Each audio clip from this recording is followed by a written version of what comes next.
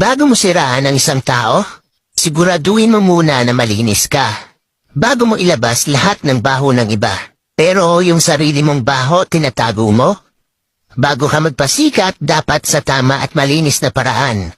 Huwag yung maninira ka ng kapwa mo para lang mapansin ka. Ano, pasikat lang?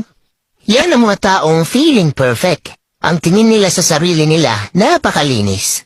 Lahat ng tao may bad side. Kaya manalamin ka muna bago ka manghusga. Madami ka namang nagawang mabuti pero sa isa mali, di na nakita yung nagawa mong mabuti sa kanila. Ganon talaga yung mga taong kulang sa pansin. Kahit mali sa mata nyo at labag sa paniniwala nyo, wala pa rin kayong karapatan manghusga ng kahit sino. Hindi nyo alam kung ano ang pinagdaraanan sa buhay ng bawat tao. Lahat tayo ay nagkakamali. Bas hindi ka aya-ayang tignan ang mga taong nagmamalinis.